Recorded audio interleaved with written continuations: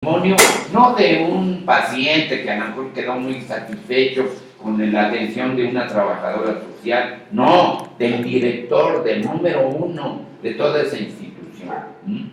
Bien, entonces, por eso lo vamos, no se agota ahí, ¿ya? Sí. Bien. De inicio resulta imprescindible tratar de precisar cuáles son los conceptos, los fenómenos sociales que se van a utilizar. Primero, las organizaciones.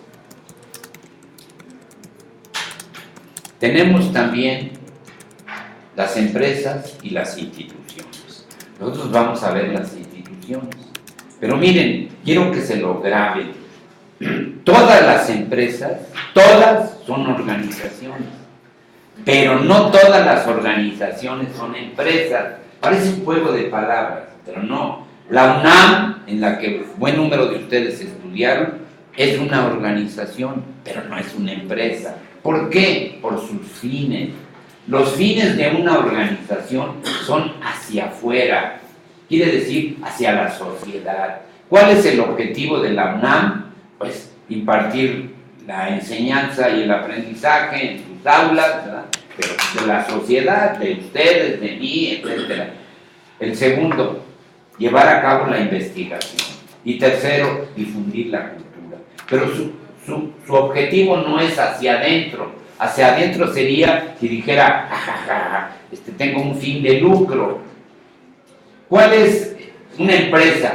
Televisa, todos la conocemos, ¿no? De lejos, por lo menos. ¿La Televisa es una empresa o una organización? Por más que quieran decir que es una organización, no, es una empresa, porque sus fines son hacia adentro. ¿Cuál? ¿Ya? Esa es la diferencia entre una organización. Repito, todas las empresas son organizaciones. ¿Por qué? Porque se organizan, porque tienen una estructura organizativa, ¿ya? Pero no todas las organizaciones son empresas. Ahora, tenemos, y lo vamos a ver aquí, las dos organizaciones más antiguas pues, de la historia, que son el ejército y la iglesia, particularmente la iglesia católica.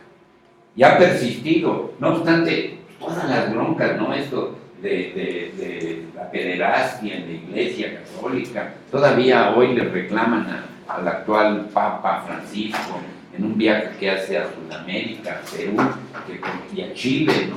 Que por qué permite eso.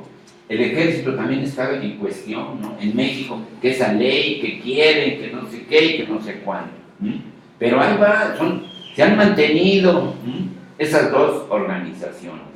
Pero realmente en la antigüedad, en la Edad Media, no había organizaciones, ni tampoco muchas empresas. Estas vamos a ver cuándo es que empiezan. Ahora, lo que hay que decir, y las instituciones, como aquel que dice, y la Cheyenne papá, bueno, entonces aquí, y las instituciones, ¿qué? Las instituciones son una transición de las organizaciones. Es decir, las organizaciones en un momento dado van a generar instituciones. Y eso es lo que nosotros vamos. Podríamos decir que las instituciones son producto de las organizaciones. ¿Ya? Es un desprendimiento. Y estas instituciones van a surgir, pues no sé, ya formalmente, pues con el capitalismo. También las organizaciones, ahorita vamos a ver. Bien. Breve historia de las organizaciones. Aquí, como vemos, ya lo había yo dicho, que las dos organizaciones más vetustas, más antiguas, son el ejército y la iglesia católica, ¿verdad? Pero que las organizaciones prácticamente van a surgir con la irrupción de la revolución industrial, pero también podemos precisar, como lo dice Hiroshi, que prácticamente las modernas organizaciones son la historia del capitalismo. Antes no. no había, ¿no? Pensemos cuando empiezan las fábricas, ¿no? Ustedes que, según me pude leer en sus currícula, ustedes han ido varias veces a Londres, y bueno, ahí cuando uno llega a Londres, aterrizan en el aeropuerto de Heathrow, y al lado hay unos galerones muy vetustos, muy viejos, como del siglo XVIII, en los que todavía guardan ahí la maquinaria de aquel tiempo. Y decían ahí que la paja siempre estaba caliente. Les voy a explicar. Miren, cuando empieza el capitalismo, es brutal, brutal. La gente trabajaba de las 6 de la mañana a las 10 de la noche, los 365 días del año. Y si era bisiesto, 360. Nada que el día de las madres y el día del compadre y la Semana Santa, venga tu semana. Trabajaban todos los días. Entonces, de las 6 a las 10 de la noche. Y estos infelices, pues no iban a como ustedes, que salen de aquí, toman su coche, llegan a su casa y mami, prepárame el jacuzzi y todo eso. No. Estos infelices se dormían vestidos en la paja. Pero de las 10 de la noche a las 6 de la mañana había un segundo turno. Y entonces había trabajadores que llegaban, vamos a decir, bueno, ellos no tenían relojes como ustedes, ¿verdad? Sin sus Rolex de ahora que usan. Miren nomás, ahí lo estoy viendo. Y ellos, ¿qué hacían? Pues simplemente llegaban antes, más o menos le iban calculando para que ustedes no sé si han estado cerca de una fábrica. En las fábricas todavía hay un silbato, pero que suena así. Bueno, no como coyote, como lejos, pero sí han visto eso, ¿verdad? ¿Qué quiere decir? Que ya es la hora de la entrada. ¿Por qué? Porque los obreros no tenían reloj. ¿Ya? Y entonces, esos del segundo turno que se echaban un coyotito, dicen ahora, ahí en la paja, pues se levantaba y le dejaba la paja caliente al otro. Y el otro ya ahí se dormía, ¿verdad? Imagínense, pues esa era una vida tan infeliz. Y ahí fueron surgiendo las empresas, ¿verdad? Así, dejando la salea y millones de trabajadores. Y nada que me voy al seguro, me voy al ISSSTE. Si metes la mano acá, ¿sí? El que sigue, ya. No sirve para bueno, lo que también digo aquí es que hoy vivimos un mundo de organizaciones. Miren, las organizaciones casi controlan nuestra vida. Si aquí en México decimos el metro, la Secretaría de Salud, son organizaciones, la UNAM, pero van a ver ahora, los bancos, sí, pero usted no puede vivir casi sin, por ejemplo, Nestlé. ¿Por qué? Porque le venden el Nescafé, le venden no sé qué, o Procter & Gamble, que le vende el jamón por acá y por allá, en fin, ¿verdad? Todos, ¿qué son organizaciones? ¿Verdad? Uber es una organización, y así, yo le preguntaría a usted que está diciendo que sí, ¿el cártel del Golfo es una organización? Sí. ¿Por qué? Porque una organización es un ente social, ¿verdad? Con una estructura que tiene determinados objetivos. El cártel del Golfo o el cártel del Chapo, pues tiene un liderazgo. ¿Quién es el líder? Él. Y tiene una estructura. Tú mandas, tú matas, tú recoges, ¿verdad? Sí, tú eres el abogado y acá, y tú eres el de la lana, el del dinero. Tienen una estructura. Y tienen, todas las organizaciones, todas requieren ser administradas. No puede haber una que no. Miren, por eso se dice que la familia es una organización y que requiere ser, pero no entra dentro de la administración, eso se lo dejan a la sociología. Pero si mucho me piden, todos tenemos una familia, ¿verdad? Bien que mal, tuerta o derecha, y ahí pues hay una estructura, quién manda, y el papá llega, y aquí está la lana, y aquí está el dinero, y hay que comprar esto, y usted le dice, papá, dame para la colegiación, no, para el camión, para comprarme esto, y le da. Y luego usted, ¿por qué le das tanto a mi hermano, a mi hermana? Ay, porque así hay. Porque él asume un liderazgo, y es como las empresas. Pero eso, la familia no la vamos a considerar como una organización de carácter administrativo. ¿Ya? ¿Sí? Muy bien. Entonces, vivimos un mundo de organizaciones. Si no, miren, van a ver, ahora en junio, julio, una organización va a estar así. ¿Cuál? ¿Cuál creen? ¿Eh? El INE. Lo de las elecciones. Los La del partidos. fútbol. Todo el mundo va. Y fíjense, Federación Internacional de Fútbol, es la Organización de las Naciones Unidas, es otra organización, pero que tiene un montonal de organismos que rigen nuestra vida. Entonces, vivimos ahora bajo un sistema de organizaciones. Lo que hay que ver es las instituciones. Bueno, allá voy. Breve historia de las instituciones. Como hemos visto, el Estado moderno surge con la Revolución Industrial, con la Revolución Francesa, ¿verdad? Ahora, el institución, y crea y disemina, esparce el institucionalismo. Para que quede claro, las diferencias fundamentales entre organizaciones y el institucionalismo son las siguientes. El patrimonio. Las instituciones son patrimoniales. ¿Qué quiere decir que haya patrimonialismo? Que son propiedades. Que es un modo de vida para otra persona. O para un grupo.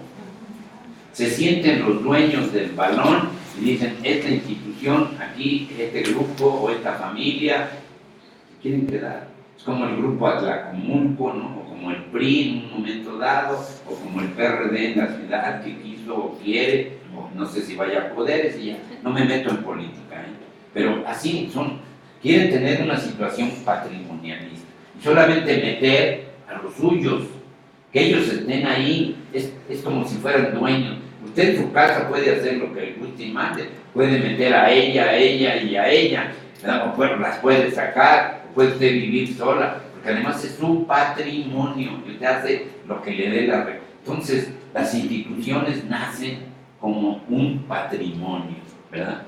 Perdón. Entonces, patrimonio.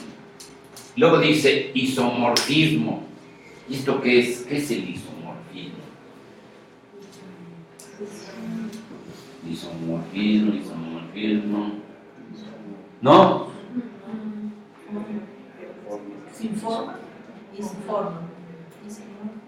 Que son iguales. Miren, todas las instituciones tienden a tres tipos de isomorfismo, ¿verdad? A uno coactivo, ¿verdad? Que quien obliga a que las instituciones, el Estado les obliga a que sean así, ¿no? Como por ejemplo, el ejército es una institución. ¿Y qué le hace el Estado? Le dice, quiero que respetes los derechos humanos. Le dice a los soldados, que los respeten o no, pues esa es otra. Pero ese es que tú seas una institución así, isomorfismo, que seas igual. Hay un segundo isomorfismo que es, y así reza, por norma, ¿verdad? Porque en el mundo, a lo mejor no lo conozco, ¿verdad? Pero en el ejército del mundo respeta los derechos humanos, cosa que no creo. Pero en otro tenor, ¿verdad? Ustedes pueden ver en el campo de la medicina, si alguien les dice, los centros de salud y los hospitales son instituciones, y preguntaría yo, ¿y está aceptada, por ejemplo, la eutanasia?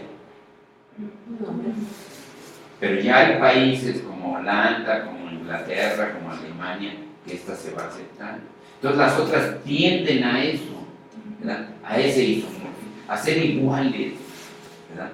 Y otras tratan de imitar. ¿Por qué? Porque es lo más cómodo. Uno ve que una institución como la UNAM, pues tiene esto, tiene estas carreras y estas son las, pues yo voy a crear una institución que se va a llamar Escuela del Pato Lucas, el nombre es lo de menos, y voy a poner carreras como administración, como derecho, y les pongo igual el plan de estudios, le digo que me incorporo a la UNAM. ¿Por qué? Pues porque se imitan. El isomorfismo es igual. ¿Ya? Sí. Ahora, y el burocratismo. Las instituciones tienen una estructura burocrática bastante rígida. ¿Para qué?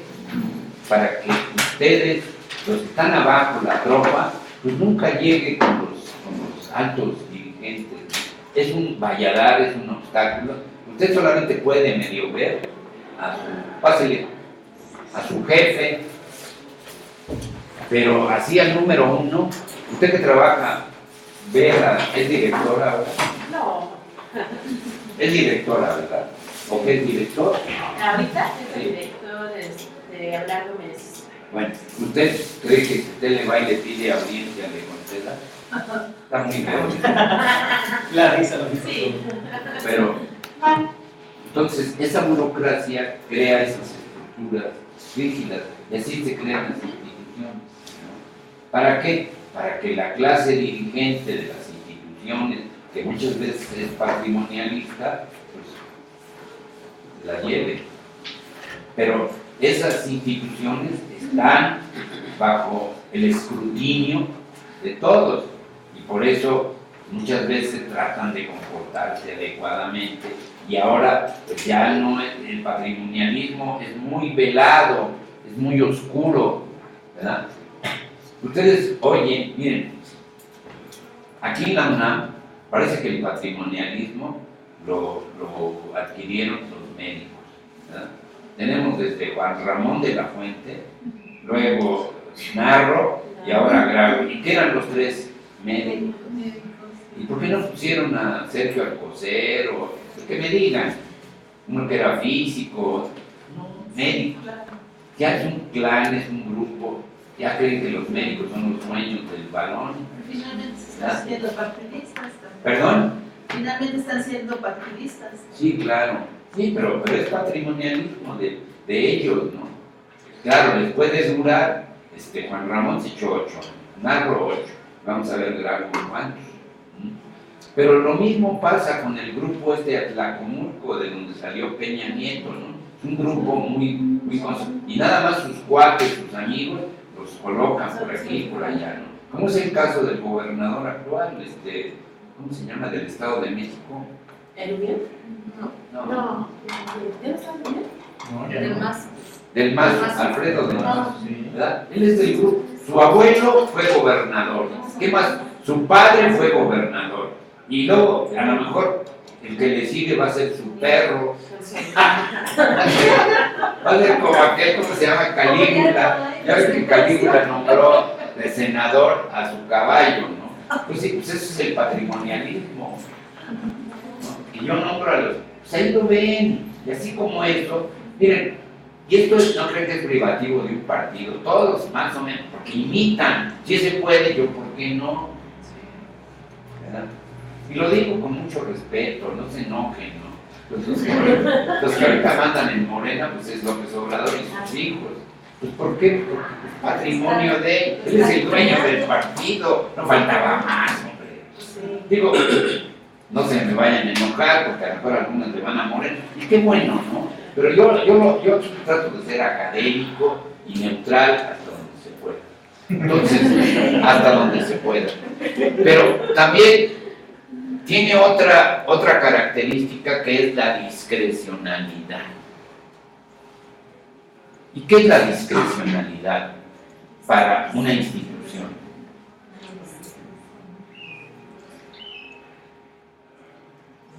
Sí, tiene que ver con la discreción. Tiene que ver con la discreción. Sí, pero Juan, mira, ahorita el gobierno actual investiga a Naya hasta de los calzones para adentro y para afuera, pero a Lozoya no, discrecionalmente lleva a cabo una política, porque así es, la PGR es una institución que es discrecional, pero no es única. La UNAM, por ejemplo, hay una plaza o dos o tres de profesores de carrera, que son las más cotizadas. ¿Y a quién se la dejan? A la directora o al director. Él discrecionalmente puede nombrar. Eso, pero interinamente, eso que hay que hacer. ¿No se llama dedazo? Sí, es de edad. Pero les digo una cosa, la universidad todavía es más decente. Porque si yo, por ejemplo, soy el director, le digo, usted, compañera, ocupe esa plaza. Ay, muchas gracias. Pero tiene hasta 3 años. Tiene que salir un concurso de oposición abierto. Es decir, todos pueden venir a concursar contra usted. Y si usted gana la plaza, pero ya dicen que el que ya está dentro, pues ya tiene un pie ahí, ¿verdad? Porque ya sabe el tejimaneje y todo, ya conocen los temas. En cambio, los que vienen de fuera, pues vienen. Pero, ¿qué priva ahí? ¿Qué prima ahí? La discrecionalidad. Esto es muy importante. En las instituciones, si usted pudiera ir con la directora o director de ahí de su instituto, le dijera, oiga, ¿sabe qué? Que yo nada más quiero trabajar lunes, miércoles y viernes, y usted de su clan, de su grupo, ¿cómo no? A ver, chiquita, que de acuerdo con la ley de Herodes y esto y aquello, y le buscan, ¿verdad? Porque siempre la ley tiene resquicios. No va, porque esa directora o ese director, lo que quiere es no violar la ley, no violentarla. Entonces buscan un resquicio de que pueden, pero ¿con quién pueden? Con los que sean del patrimonialismo, los que sean sus cuates, sus amigos, sus grupos, sus partidistas, su familia, ¿ya? Sus recomendados. Entonces, así funciona. Y en México, bueno, díganme, porque a lo mejor dicen, este viejo, que soy yo, está exagerando. ¿Qué ve uno con el gobierno de los Estados Unidos? Está ahí tu yerno, ¿no? Jared, está tu hija, su esposa, pásenle. Mire acá hay un lugar o acá. Pásenle. Es patrimonio, parece que la presidencia de la República de los Estados Unidos es patrimonio de la familia Trump, ¿no? Sí, pues no exagero. Y eso pues no se vale. Bien, ¿alguna duda sobre esto? Ahora, el institucionalismo, lo que estamos viendo, es también un estertor. A ver, ¿qué es un estertor?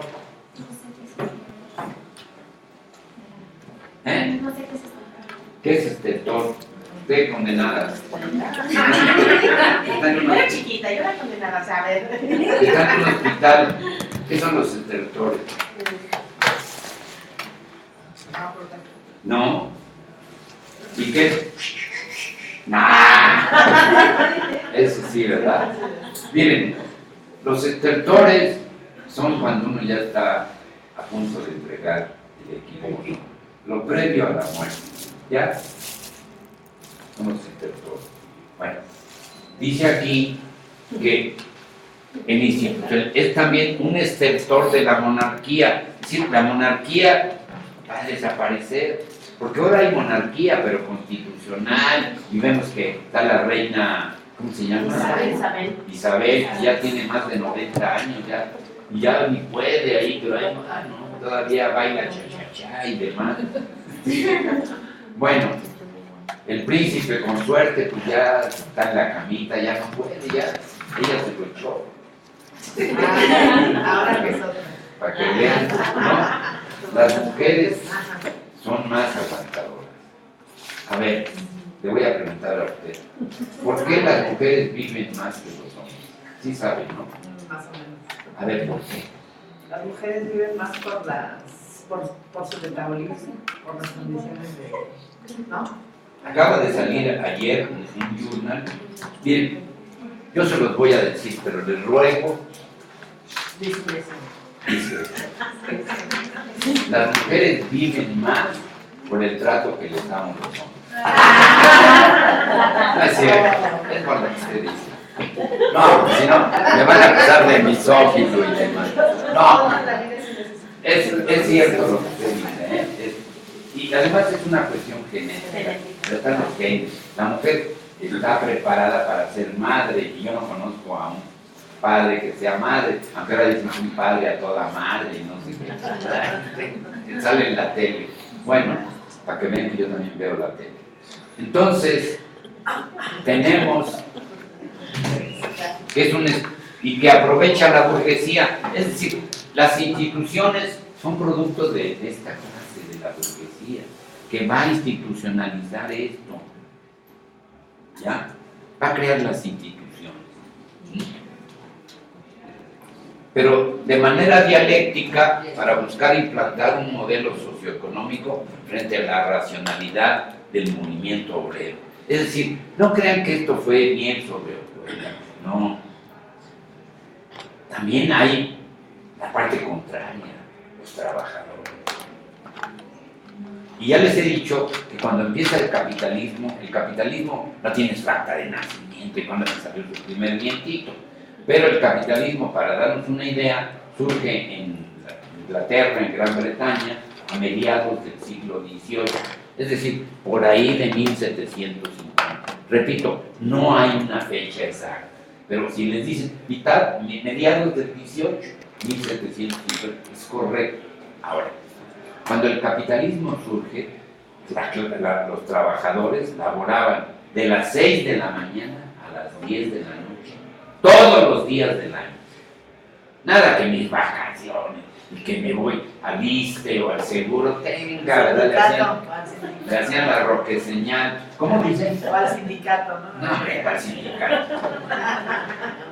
Nada. Pero los trabajadores tienen que luchar contra eso. Y viene lo que aquí se dice, una racionalidad. Y esta racionalidad tiene 3 características.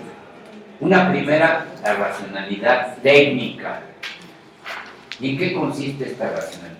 Es de los trabajadores versus los patrones, que quieren imponer el institucionalismo. ¿Y qué es lo que hacen los trabajadores? Dicen, ¿y a qué hora se reunían? Porque salían a las 10 de la noche, imagínense, y todos jorobados, todos marchitos, pues quién sabe ahí, ni modo que aquí tomo el metro, esto, no, hombre, no había nada. Y ellos vivían lejísimos de la fábrica. Por eso se quedaban a dormir ahí en la paja. Así es, qué vida tan miserable, ¿no? Sin ningún servicio médico, sin nada. Entonces, ¿saben qué piden? Le piden a los patrones esta racionalidad técnica que los provea de guantes, de gafas, les llaman goodies, ¿verdad? Así, dobles, o petos, o botas. ¿Sí han visto esas botas que traen un casquillo por si se cae algo de algún metal pesado, pues no le apachurre los dedos o se los fracture, ¿verdad? Todo esto, o sea, equipo de protección, equipo de seguridad. ¿Y saben qué dicen los patrones? No. Pero, desde el púlpito, ¿sí sabe usted qué es el púlpito? Es como un lugar donde puedes hablar, ¿no? O sea, Está el figurita ahí, hermanos del alma, miren que yo... Y luego algunos curas que se vuelven medio locos, ¿no? Que mire, llévelo para que no pague. No, eso es en el medio. Bueno, yo me estoy preparando por si me corren de la UNAM, ya tengo un espacio. Bueno, entonces, los curitas desde el púlpito, es como una cabinita así, ¿verdad? Que le ponen, ¿sí han visto, no? Ahí yo lo vi a Cantinflas en una, ahí creo que se cae. Bueno, hermanos, les dice a los patrones, quiero que abran sus corazones, los trabajadores merecen que les pongan sus lentes para que no les caigan las chispas y pierdan la vista y demás, que tengan zapatos adecuados, un peto, en fin, guantes para de carnaza, para que cuando tomen los metales hirviendo a 200, 300 grados centígrados, no se quemen, ¿verdad? Quiero que se abra su corazón y también de paso su cartera. Y bueno, ¿saben qué? Los patrones y perdónenme, se van a fregar. Porque viene una segunda racionalidad. El movimiento obrero, los trabajadores luchan y entonces van a pedir una racionalidad económica. Por aquellos años, dijimos que el capitalismo empieza a mitad del siglo XVIII. En 1776, que es el año de la independencia de los Estados Unidos, Adam Smith, que es el padre de la economía, produce su famoso libro El origen de la riqueza de las naciones. ¿Y qué dice Adam Smith en ese libro? ¿Se acuerdan? ¿Qué produce riqueza? ¿Qué produce valor de las cosas? No, lo único que produce valor es el trabajo. Entonces, en aquel tiempo la gente la mayoría no sé, el 80% era analfabeto, pero los que sabían leer y escribir, y que habían leído algo, y que asesoraban a los trabajadores, les dicen, vamos pidiendo esto. Si tú generas la riqueza, no te la dan. Y no dicho por nosotros, dicho por un burguesote que se llama Adam Smith, y que dice que es el padre de toda la economía. Entonces, los trabajadores piden esto, ¿no? Que se reivindique. Los patrones pues no quieren. Y medio les conceden algún aumento, ya se empiezan a organizar. Y viene una tercera racionalidad. La primera es la técnica, la segunda es la económica, la tercera racionalidad es la política. ¿Y ahí qué piden? Si nosotros somos más, nosotros creamos la riqueza, vamos a llegar al poder. Y entonces, esto va a ser ya en el siglo XIX, en 1848. ¿Qué pasa en 1848 con Carlos Marx y Federico Engels? ¿Qué producen? ¿Qué libro famoso? El Manifiesto. ¿Por qué? Porque los trabajadores ahora piden no solamente, sino llegar al poder. ¿Y qué dice Marx? Trabajadores del mundo, uníos. Así empieza el manifiesto.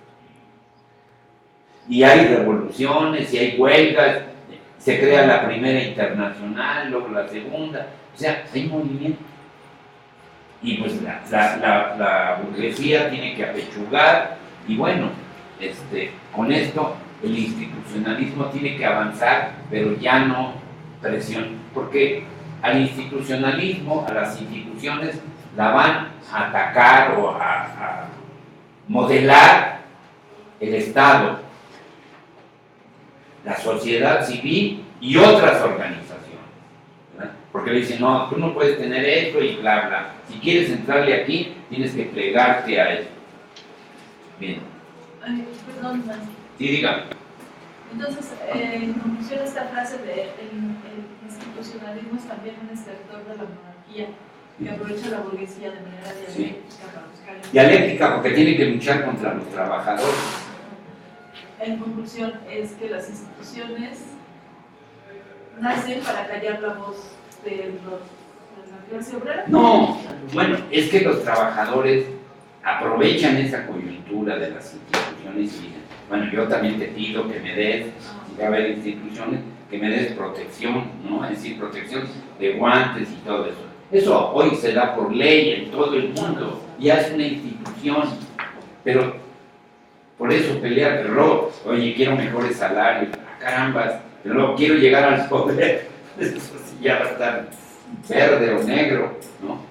Es decir, hay una lucha dialéctica, pero finalmente es la burguesía la que se impone, pero a un costo, haciendo concesiones, como hoy, ¿no? Hoy la jornada ya no es de 6 de la mañana a, no me imagino que hubiera tenido desde las 6 hasta las 10 de la noche, váyanse al carajo.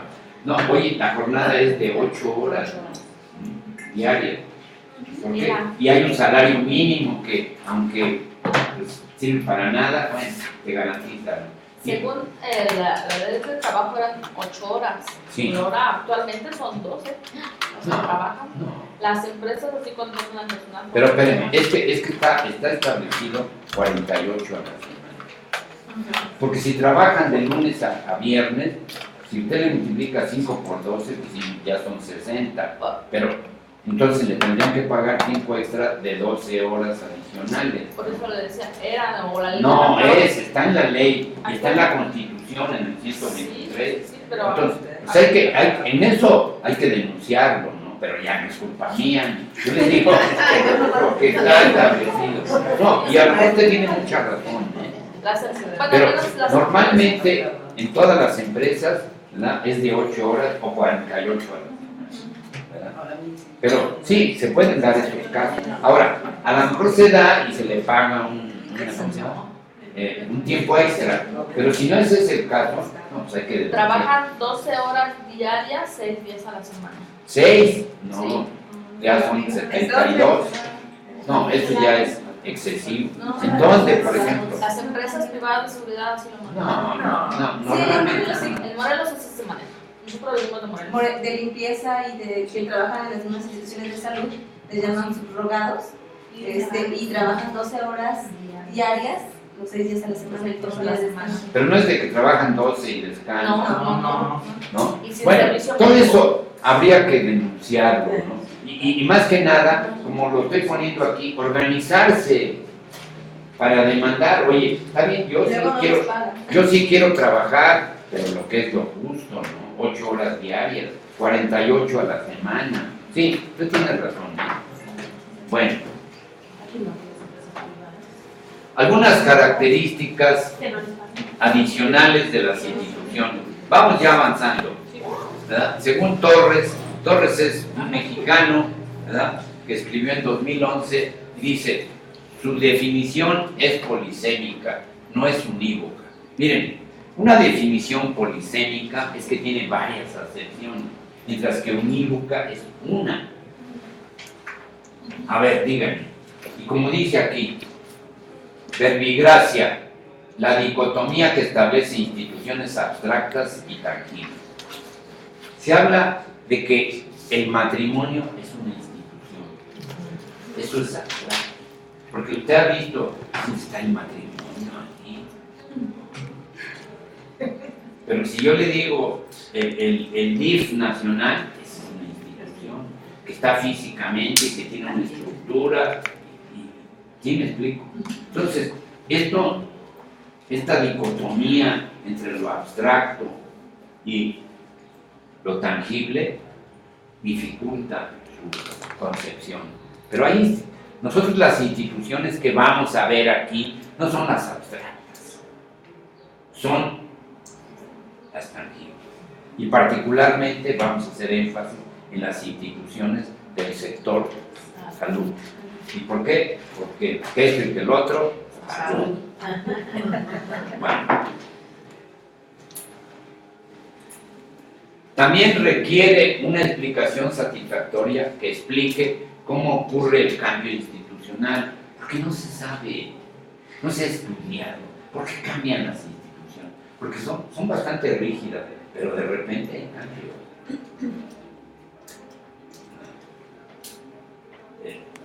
Hay instituciones que de repente están, vamos a pensar, por el cambio climático, pero ya vemos que Trump dice que no, entonces no sé si vaya a haber un cambio ahí, o qué, si él tenga razón o no, creo que no, pero en fin, este cambio no se clarifica. Pero también el paradigma institucional haya ya surgido en el campo de la ciencia sin habernos percatado. Puede ser que a lo mejor ya el cambio institucional ya está. Miren, yo les digo porque yo lo viví, lo sigo viviendo. pongo quizá algo como institución, en este caso abstracto. Me refiero al respeto a las mujeres, a evitar la misoginia, a todo el machismo, el sexismo, todo eso, ¿no?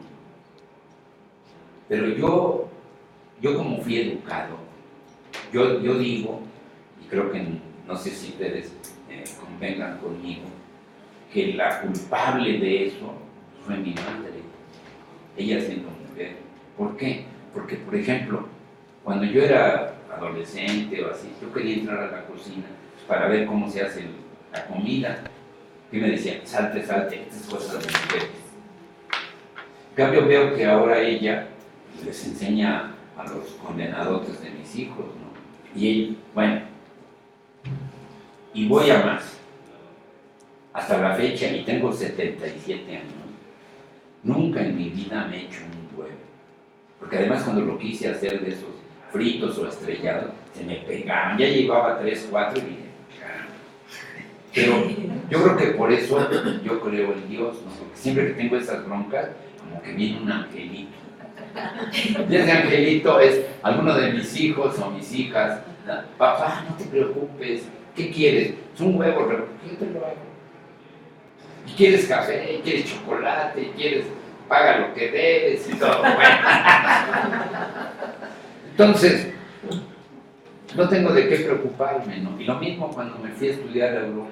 No, hombre, pues yo decía, aquí me va a salir carísimo. No, pero se marchanta uno ahí con alguna fonda o algo, y allá en España y en eso, ya la hace uno, ¿no? Bien, Estábamos hablando de... Lo institucional es importante en la vida social porque afecta la conducta y la toma de decisiones individuales y colectivas. Esto va a luchar contra el paradigma racional de la posguerra, que decía, y todavía medio prevalece, que lo social puede ser explicado a partir del individuo visto como actor racional. No, ahora el institucionalismo dice que no, que esto hay que tomarlo de las decisiones individuales y colectivas. Bueno, si ya tenemos esto, ¿en qué afecta al trabajo social la cuestión de las empresas, las organizaciones o bien las instituciones en México? Bueno, pues lo primero que uno ve es la política social instituida. ¿Y cómo es esta política social aquí en México? Primero es muy reduccionista, muy marginal, muy, diríamos, residual. O sea, nos dan las sobras. Miren, en dinero constante e insolente, el que más le puso dinero a la política social fue Salinas. En serio, nadie lo quiere. Creó esa cosa que se llama solidaridad, no sé si se acuerdan. Y entonces le pedían a la gente que pusiera la mano de obra, yo te doy el material y todo. Sacaban comerciales, que ya llegamos, ahí venían en un camión todo de pueblo. No, aquí no es. No, sí, estaba una cancha de básquetbol y no sé qué. No, aquí es. ¿Quién puso esto? Pues la comunidad, ¿verdad? Con el apoyo de solidaridad. Bueno, nada más para que vean. A ver, las que trabajan en el sector salud, que supongo que son algunas, ¿cuántos meses le dan a la madre que está en gravidez para que vaya y tenga a su criatura? 3 meses. ¿Verdad? Y en el Seguro Social, se supone que son mes y medio antes y mes y medio. Pero si usted le dice, oiga, ¿sabe qué? Que mi chilpayate van a hacer ahora el día 15 de abril, no, de marzo, pues nada más le dan de aquí al 15 de marzo y del 15 de marzo para allá, mes y medio. Y en el ISSSTE sí es más generoso, pero allá no, fíjense, hasta le recortan. Y le pregunto yo a la señora, porque yo quería estar más con mi criatura. Bueno, ¿saben cuánto dan? No se vayan a querer ir allá. En Suecia, 3 años. Eso es política social, eso es un estado de bienestar, no la mugre que nos dan. con la posibilidad de que si quieres 2 años son para la mujer y 1 para el varón, para que el hombre también se ponga en contacto, porque no quieren que se dé el machismo, que nada más sea la mujer, no, te damos 1 año para que estés cerca de tu mujer, pagado desde luego. Esa es una política social que no es residual. Y pongo ese ejemplo y podría hablar. En México las vacaciones que dan, digo, me refiero a las oficiales de la ley federal, es al primer año te dan 6 días, después de 1 año, a los 2 te dan 6 días más 2, 8, al tercero te dan 6 más 4, no hombre, 10 días después de 3 años, y después de cada 5 le van aumentando 2. No, eso y una mentada de madre al infinito es lo mismo. Y así como eso, la verdad, uno ve que la política social en México es residual. Es de lo que queda. Porque, a ver, antes que la política social, ¿qué política está?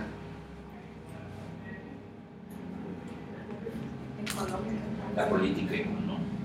Porque ahí la política social no se hace con saliva, se hace con dinero. Y entonces la política económica dice, bueno, tanto para pagar la deuda, todo eso que nos embarcaron del FOBAPROA. Miren, simplemente vean eso.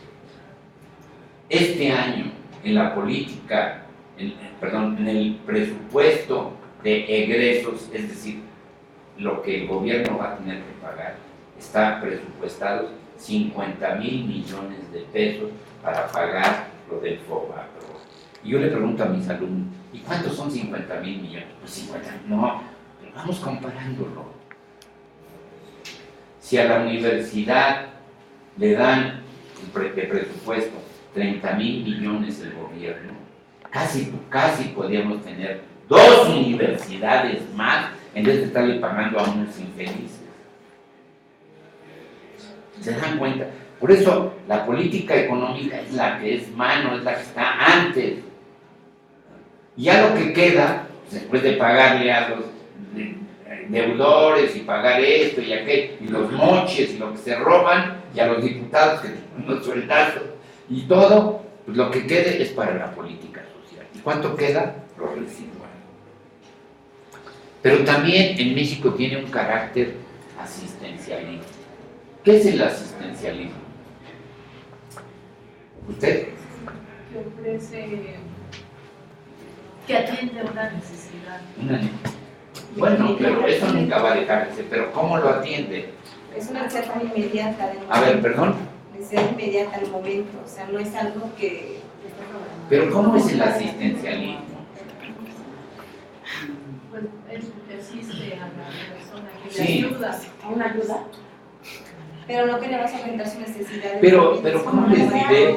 Es una ayuda Momentánea.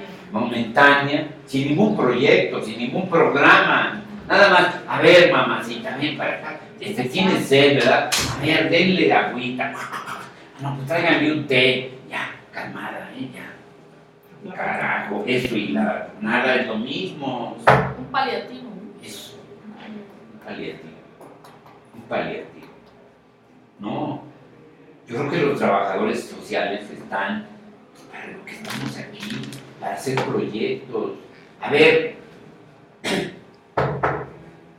hazme un programa de salud, y eso es lo que voy a decir. Pero no eso de que el médico en tu casa, también otra jalada. Bueno, por lo menos desde lo como yo lo veo, pero no me vayan a correr de aquí. Para por Mancera paga eso. No, ¿verdad? Bueno, pues tenemos libertad, ¿no? Pero además lo voy a explicar, porque nada más denostar por el prurito de denostar, pues no tiene ningún, no, hay que argumentar. Y si ustedes están de acuerdo, pues convendrán conmigo, y si no, dirán, pues ese maestro es un palero, es un hablador, bueno, pero lo vamos a ver. Entonces, es asistencialista, ¿verdad? No trasciende, nada más mitiga, nada más es un paliativo.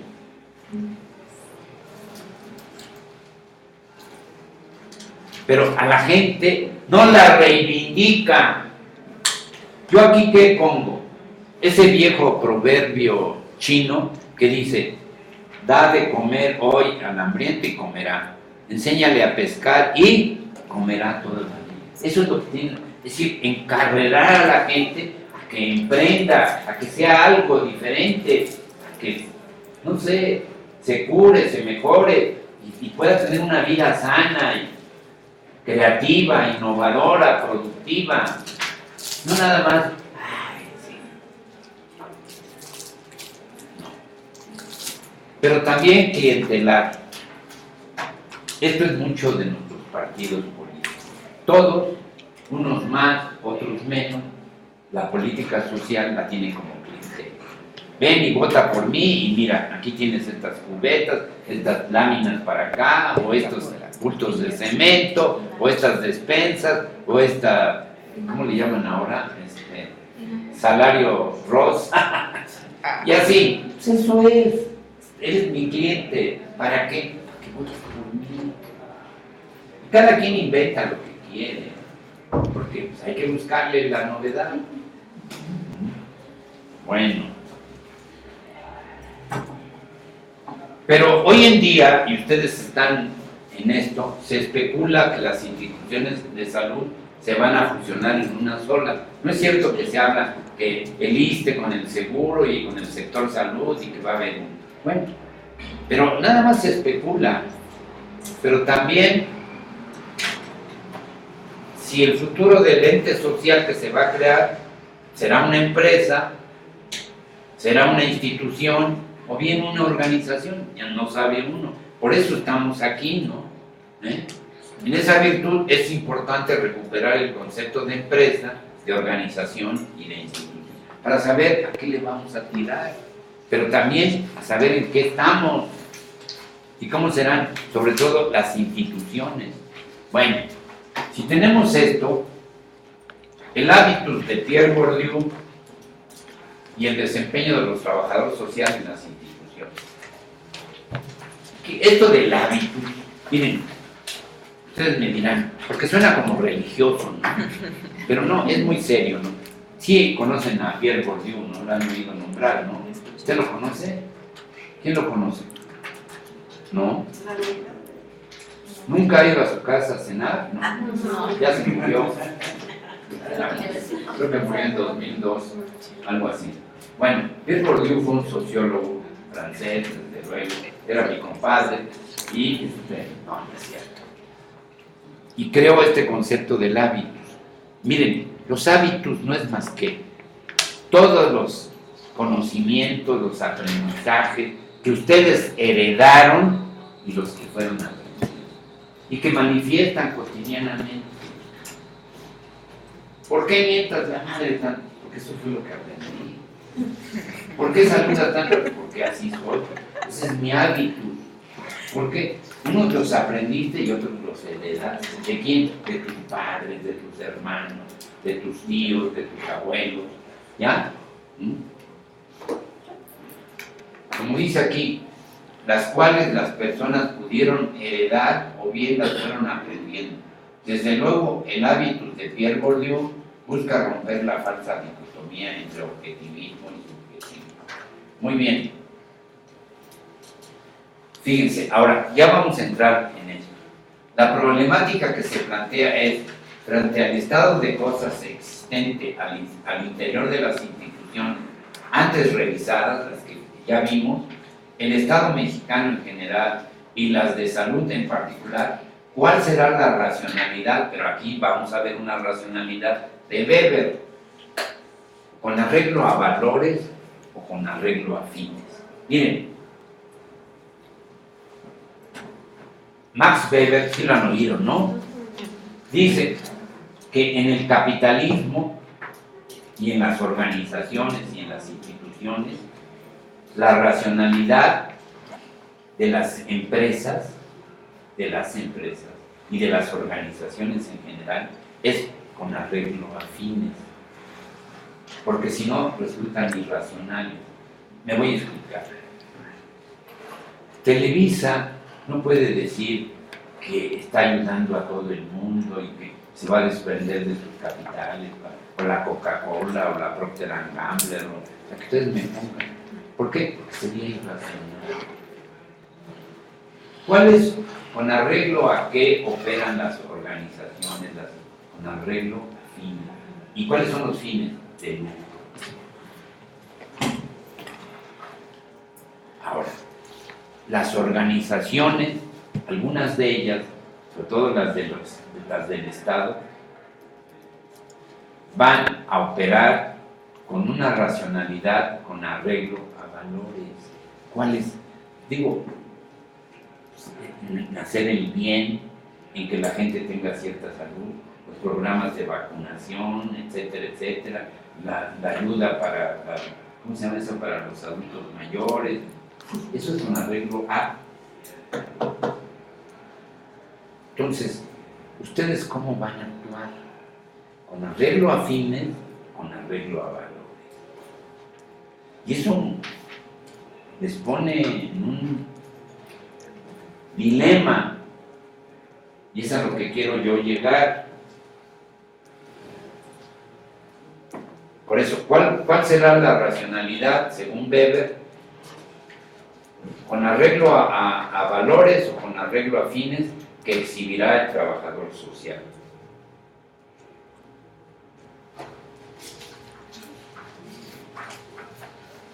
Vamos a ver.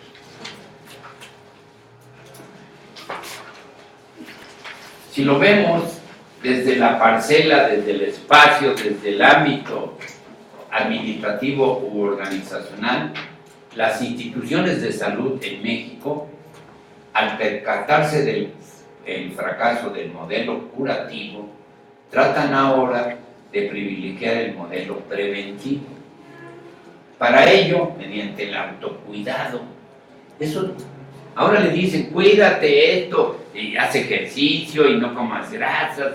Todo eso es un autocuidado. Sí se dan cuenta, es una política. Pero ahora, ¿cómo van a estar insertadas ustedes en eso? Porque eso es lo que viene.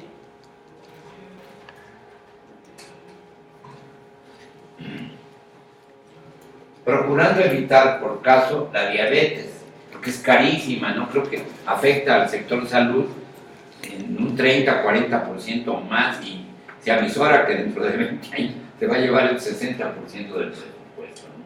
Simplemente en eso que son las, ¿cómo le llaman estos? Para la diálisis que traen aquí Las sus bolsitas. bolsas. ¿Cuánto cuesta cada bolsita de esas? No sé si tenga una que me venda por ahí. ¿Cuánto cuesta? Como 300. ¿700 pesos? No, cada una como unos 300 pesos. ¿300? Deme 3. No, bueno, lo que sea, pero son miles y no millones, porque eso, ¿cuánto dura una bolsita de eso? No, es que depende del tratamiento, por ejemplo. Pero en promedio. ¿Pero qué será? ¿Una semana?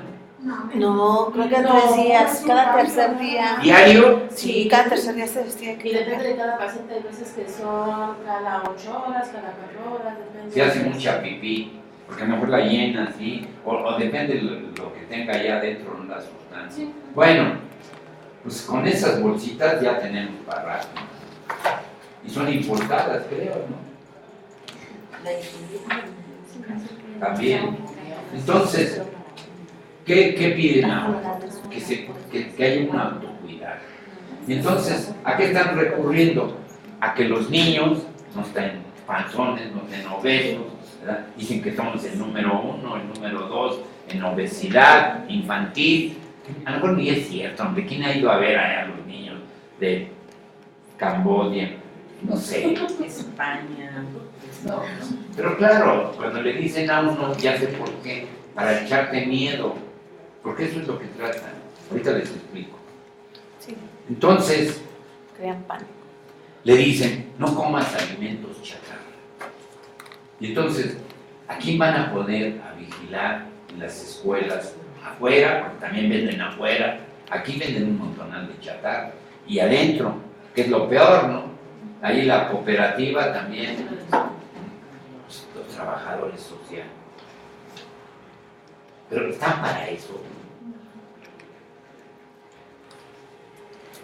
No podría haber un dispositivo que ustedes controlaran, porque sí. A ver, la cooperativa aquí, vamos a ver qué se vende.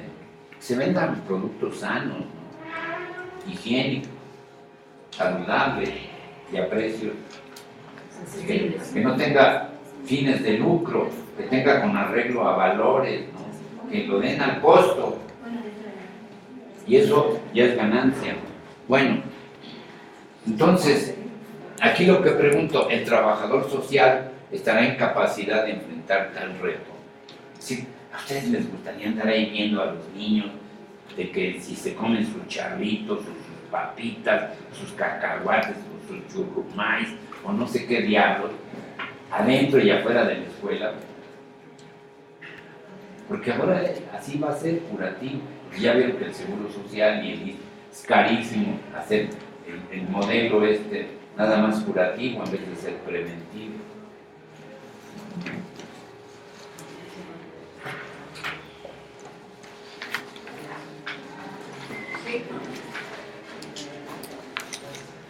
Por eso digo que resulta evidente que al promover el autocuidado sería bueno el disponer de alguna aplicación tecnológica. Por caso, en el ejercicio físico, esto es, que el trabajador social sepa del manejo de algún dispositivo tecnológico. Lo mismo podría ocurrir en el cáncer cérvico-uterino o bien en el cáncer de mama. El uso de dispositivos tecnológicos es fundamental. Si la tecnología, no voy a estar yo ahí viendo, a ver señora, ¿se hizo usted el aseo por aquí, por donde le conté? No sé, ¿no? Hoy la tecnología, digo, no me lo pregunten, porque yo de esto y de astronautas no sé nada, pero sí debe haber, ¿no? Ustedes ven que hoy el trabajo social requiere también de tecnología. Y requieren también de lo que estamos aquí, de la cuestión económica administrativa, que sepan de liderazgo, que sepan de administración, que sepan de organizaciones, que sepan de instituciones. Si no, no.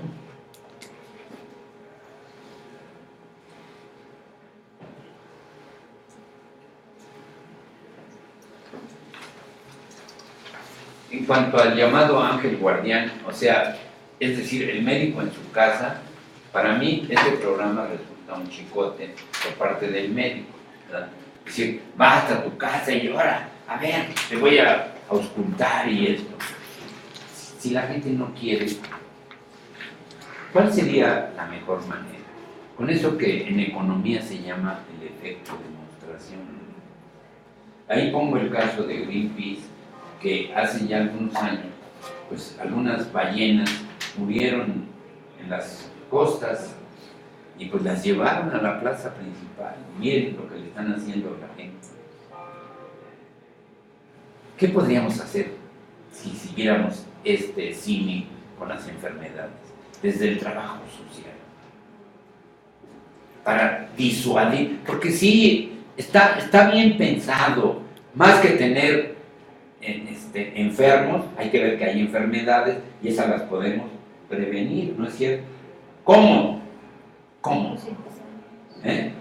Mejorando hábitos. Sí, en educación con la familia. ¿No? Sí, Empezando sí, desde la familia. ok, pero yo estoy de acuerdo, pero ¿cómo? Miren, a mí no se me olvida, nos llevaron unas radiografías de una persona que tenía cáncer en el pulmón, que fumaba como chacuaco, 2 o 3 cajetillas diarias. Hombre, el pulmón se le caía a pedazos. Bueno, nos decía el médico, ustedes quieren estar así. Pero dice, ¿saben qué es lo más grave? Que hay fumadores pasivos. Entonces el que fuma, y si yo estoy aquí fumando, pues las estoy perjudicando a ustedes. Y eso es lo grave. Pero entonces, eso, si lo que tenemos que buscar es algo que disuada, esa es la palabra, disuadir, que la gente pues, no coma tanto pan, no coma tantos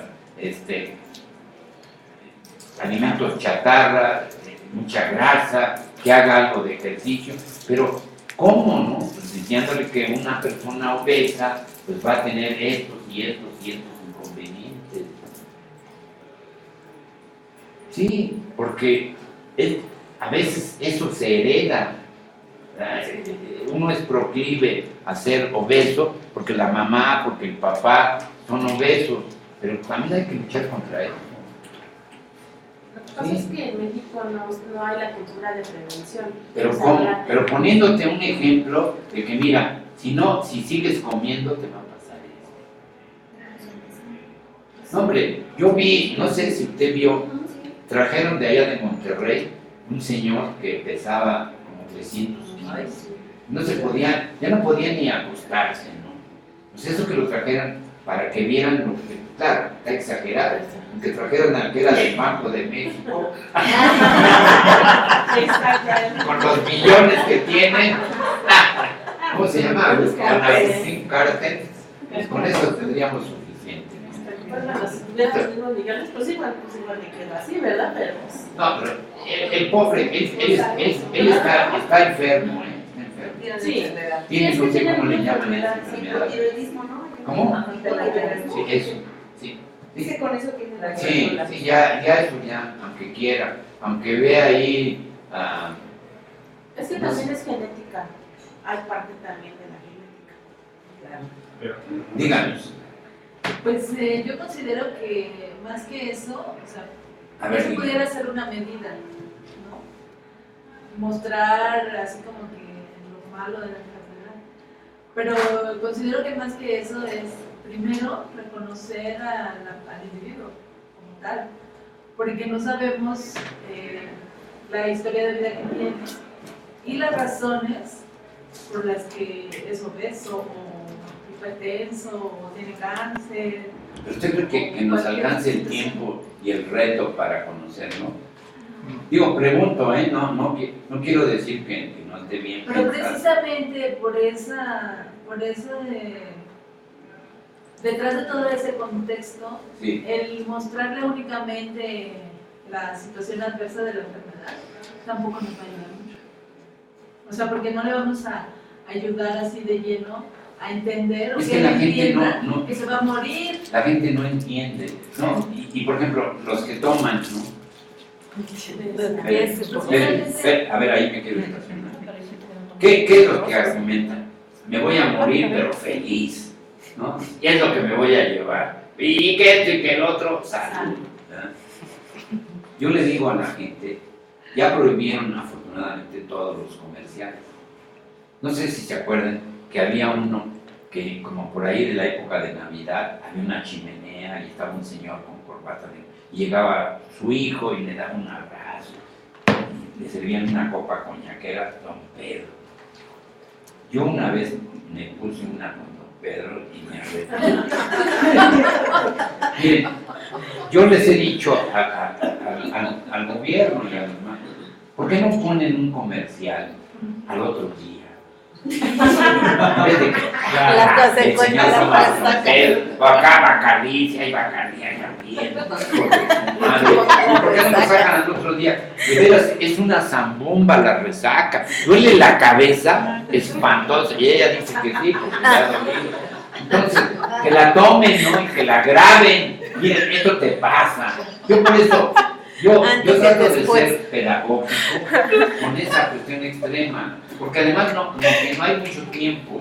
Lo que usted me dice, no sé, a lo mejor sería un programa muy para cierto tipo de personas con cierta enfermedad. A mí me funcionaba con los adolescentes de sexto año de primaria, Sí. prevención de infecciones de transmisión sexual. Sí. Mostrarle los videos de las diferentes enfermedades porque los niños se quedaban así como muy impactados y ¿qué es eso? Entonces se veía hasta la morfología del pene, todo deforme, ¿no? O del ano. Pero Entonces, no funcionó porque sigue habiendo Habría- en adolescentes. eso de no funcionar. No, tendrías que ver si Exacto. funcionó en el grupo Ajá, que ella exacto. estuvo. Exacto. Entonces, lo que sí pude comprobar por lo menos con unas 2 o 3 niñas en una primaria también de sexto año es que era prevención de embarazos también. Entonces yo al final les enseñé igual las mismas imágenes pero les decía que hicieran un plan de vida, cómo se veían ellos en 5 años. Una muchachita me decía que su hermana tenía, a los 12 años se embarazó, salió de la primaria y se embarazó. Y su otra hermana, a los 12 años, igual, salió de la primaria y se embarazó. ¿también? También, entonces yo le digo, ¿y tú qué quieres? ¿Y cómo te ves en 5 años? Decía, no, pues yo quiero estudiar, no me quiero embarazar. Entonces digo, entonces está en ti, pon tu plan de trabajo, tu plan de vida. Entonces me dejé de ir de esa comunidad y a los, ¿qué serían? Como 4 años regresé, pero ahora a la técnica de esa misma localidad. Y me encontré como a varios niños Y luego, y me dijo, maestra, yo estoy aquí. Dije, me da mucho gusto que haya seguido estudiando. Entonces ahí por lo menos pude comprobar que al menos en esa niña no se repitió el patrón o sea, de su familia. no, ahí se rompió esa... Por lo menos con ella, ¿no? Entonces dije, Ya es ganancia. ya es ganancia con eso. Sí, miren, puede ser, ¿no? Ahora, yo no agoto esta posibilidad en una sola técnica, en una sola estrategia. No, Sí, a lo mejor pero usted dice, incluso se pero puede yo combinar. pensaría para cierto tipo de enfermedad, ¿no? Vamos a decir, cáncer en la sangre, por decir algo. ¿Cómo le llaman a esto de la cáncer? Leucemia. Leucemia. Ellos sí, hay que ver cómo adquirió la leucemia. Y pongo como ejemplo, porque a lo mejor no es por ahí. Pero, y sí hacer lo que usted dice. Pero hacerlo generalizado, yo no creo que alcance el tiempo, ni el presupuesto, ni mucho menos. Pero en fin, es decir, tendríamos pues, esto que usted dice es muy valioso, ¿no? Y valdría la pena hacer un seguimiento. Eso también, que muchas veces hacen unas actividades y qué tanto nos consta a nosotros si fueron exitosos o no, Sí. porque no hacemos una evaluación. Eso. O un No, pero hacer el seguimiento. Para ver, como dices, como dijiste, ¿no? O sea, ahorita hice la plática, dice, pero realmente regresar para ver el impacto que tuvo. Como dices, si realmente de 5 años que le diste, 2 a lo mejor sí cortaron esa patrocinación, pues yo creo que es una propuesta válida, ¿no? Porque realmente Pero hay que regresar 2, 3, 4, 5 años después. Sí, eso es lo que digo, o Está sea, latente regresar para ahí. retomarlo. Usted lo tenía de niñas, ¿no? Sí, de 6º año, de 11 años, y ya la vi como a los 14, 15. Mire, entonces, sí, lo que usted dice también me parece correcto, ¿no? Pero yo no agotaría en una sola estrategia. Y tiene que ver, tiene que ver mucho también la empatía y que ellos vean que realmente a ti te interesa su salud. Porque también daba pláticas sobre el uso correcto del condón y todo eso. Entonces se me acercaban adolescentes y me preguntaban, oye, es que tengo miedo de tener una enfermedad, pero no le quiero decir a mi mamá, entonces el condón, ¿cómo se usa? Entonces ahí como que se apertura la población y se da cuenta de la confianza que uno puede transmitir a las personas y de lo que puede prevenir, porque no nada más es un embarazo, puede ser una enfermedad o puede ser el hecho de cambiar su vida, ¿no? Claro. Cambiar totalmente su vida. Entonces también es Sí, esa parte. mire, eso que usted dice, y yo creo que ustedes también, las demás compañeras, tienen experiencias en otros menesteres, en otras instancias, y ojalá nos las pudieran contar, pero esta reconozcámosle aquí a la compañera que es muy atinada, muy oportuna, por lo menos de lo que estamos hablando. Ahora, si alguien tiene alguna otra experiencia y nos las quiere platicar, a ver, díganos. Por ejemplo, en el instituto, Instituto Nacional de Cardiología. Cancerología. Cancerología, perdone. Cancerología. Tiene varios años que el director se preocupa por el personal. Entonces, cada año hace una campaña para el personal para que se le realice la mastografía y el antígeno prostático a partir de 40 años. Entonces, todo eso ha prevenido a los mismos trabajadores. Entonces, hay veces que estamos en la misma institución y ni siquiera nos damos el tiempo para cuidarnos nosotros. Como dicen, ¿no? en la casa del Perro, herrero. entonces, ahorita sí ha funcionado muy bien eso y cada año Es lo menos, miren, sí. Cada año lo hace. Que siquiera que el personal de ahí diga, bueno, aquí, por lo menos, y no es el único tipo de cáncer, ¿no? Ah, no, Que te claro. puede venir en la piel, qué sé yo. Sí, Pero por lo menos los más detectables. Pero es bueno eso, ¿no? Sí, para todos. Y debería de haber la cuestión de la diabetes, ¿no? Ese es como que el coco, ¿no? Porque es la enfermedad que más avanza, ¿no? Y entonces vemos también, porque eso tenemos que presionar mediante instituciones, ¿verdad?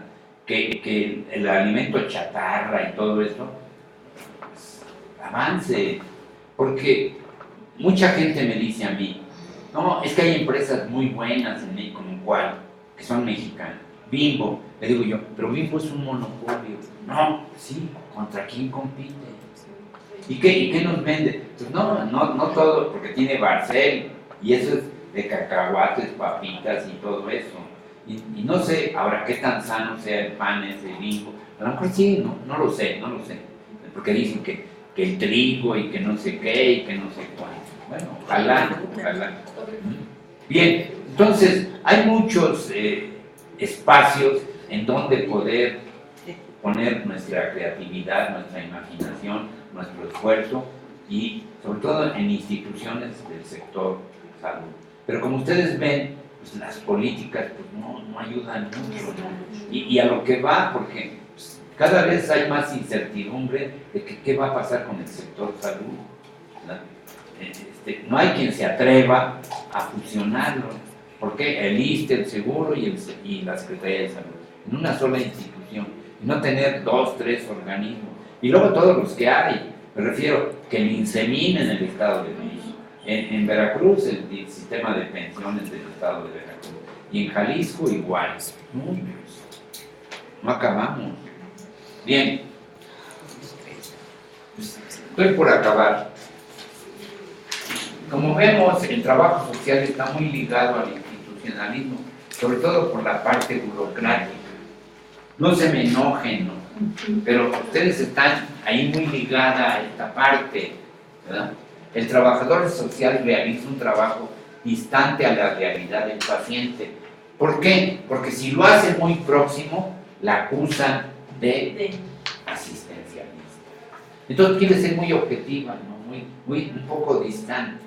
Entonces está dubitativa entre me atiendo como la tradición, ¿verdad? Casi cristiana, así a estos pacientes, que la verdad merecen, sí, pero pues eso no es ahora, ¿no? Ahora es más objetiva, que le den esto, que le atiendan con ello, que se canalice por aquí y por allá. Es pues un trabajo social que busca tener objetividad, ¿no? Que no se inmiscuye en la vida personal del paciente.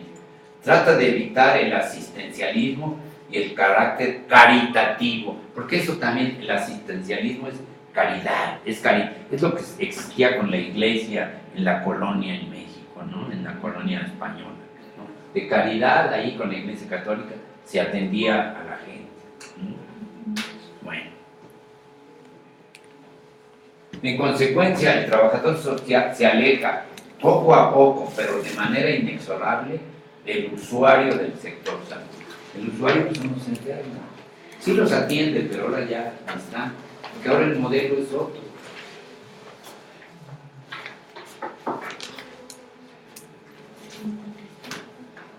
Es indudable que el trabajo social está también vinculado con las ciencias sociales. Eso nunca lo he negado, ni creo que ustedes.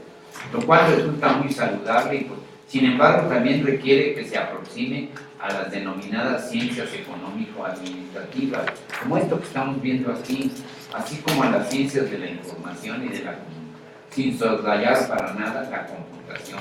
Con todo ello, su función en el futuro próximo se verá más eficiente, eficaz y sobre todo productiva.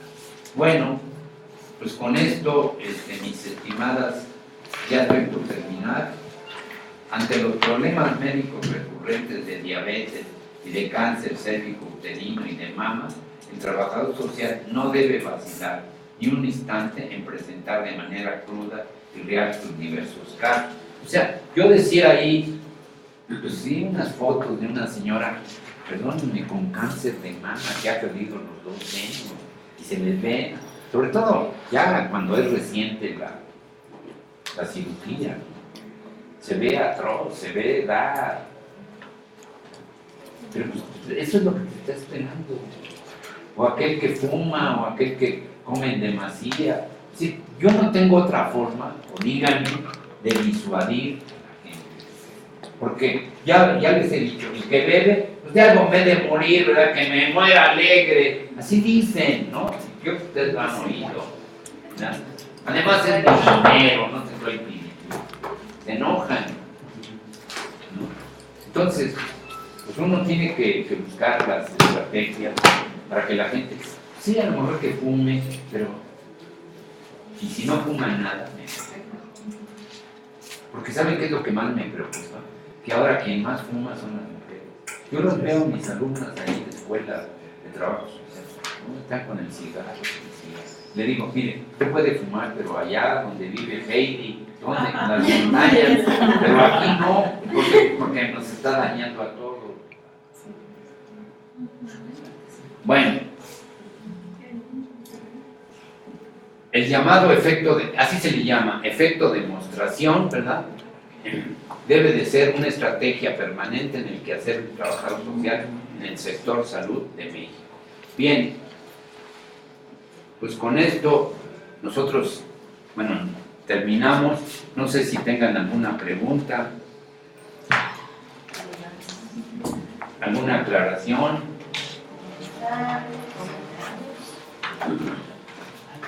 ¿Usted? Yo me quiero dar las gracias porque No, su clase. mire, yo lo que de veras deseo es que ustedes tengan aprendizaje o hábitos, como dice Pierre Bourdieu, pero hábitos aprendidos en este caso, no heredados, y que sí, que las hagan diferentes, ¿verdad? ¿Cómo? Pues con nuevas posibilidades de desempeñarse en el ámbito institucional, en el ámbito organizacional, y que no sean ahí un apéndice, ¿no? Porque no lo son. Pero si ustedes están con el asistencialismo, con la caridad, pues así les va a ir. Pero no, tienen que superar. Ahora, también nos tenemos que dar cuenta, porque esto así es, que en el sector salud, la cabeza de ese sector son los médicos. Que el médico dicta la estrategia a seguir, el desempeño frente a un paciente. Y ya la enfermera quizá le siga en segundo, o con ustedes, ¿no? En segundo o tercer lugar. Ustedes están en otro. Pero, pues hay que, miren, esto que planteó Mancera del médico en su casa, yo creo que fue un intento, pero que también se frustró, aparte, les voy a decir en qué otro, en la medicina. Sí, llega el médico a mi casa, y la medicina, porque también esto hay que decirlo, y eso es parte del neoliberalismo. Las medicinas hoy, de un buen médico, te cuestan 800, 1000, ¿y quién las va a comprar? Sí, mira, me salió gratis la consulta, ¿no? Y hasta vino a mi casa, pero me ahorré 100 pesos, 200, 300 de un médico así de medio pelo, pero la medicina... Entonces, sí, quizá lo mejor sea el prevenir, pero pues hay que buscar otras estrategias, otro programa, pero no quieran abarcar todo. Un programa para mujeres con cáncer de mama, o para mujeres diabéticas, o para que tengan el mal de Parkinson, ¿no? Aquí hay cientos de enfermedades, ¿no? Y que hagan eso en su tesis de maestría o de licenciatura o en alguna colaboración, porque no hay de otra, que piensen, que vean lo que dijo esta chiquita, la verdad, y perdón que le diga así, a mí se me hizo muy oportuno, muy atinado, la felicito, pero no menos a usted y no menos a los demás, ¿no? Los demás no quisieron hablar, porque vengo con mi esposa y va a pensar que son una resbalosa. No, bueno, ya las voy a dejar. ¿Alguna pregunta? Que regreso a mi pueblo. Yo un comentario que me gustó mucho su ponencia porque además de hábitos, el conocimiento y el aprendizaje que nos dejó, lo hizo de manera muy emotiva, muy interactiva, muy chusca, de cierta manera, sí, porque metió ahí por ahí unos chascarrillos. Entonces, de cierta manera, también eso lo tendríamos como que implementar en nuestros talleres y pláticas que demos, porque es la atención que le damos a las personas, ¿no? El auditorio, la audiencia, nuestros usuarios captan cuando realmente nos interesan. Es que yo soy maestro, ¿no? Pero, yo no soy así. Pero es que el maestro trae la calidad, la experiencia, luego se ve su material y el tiempo que lleva dando clases. ¿Verdad? Yo trato de dar lo mejor. Así es. ¿Por qué? Porque si no ustedes no aprenden, si de por sí no aprenden, ahora, si no me esmero, si no por lo menos un papel para que cuando vayan al baño, no háganlo, no. A ver, Vamos a ver qué dijo Carlos. No, pues que el hábitus, Dios te salve María. No, que vean pues, que tengan un referente, ¿ya? Y sí, yo le aprecio mucho sus palabras, pero yo le digo, conocen al maestro Elí Evangelista, ¿no? Sí. Bueno, yo le di clases a él, si no preguntan. No, Él fue mi alumno, ¿eh? Y es un brillante alumno y ahora es un brillante maestro, ¿verdad? Pero yo, desde entonces y antes, en los años 80, ya le daba yo clase a él. Así es que esto me gusta, pero sobre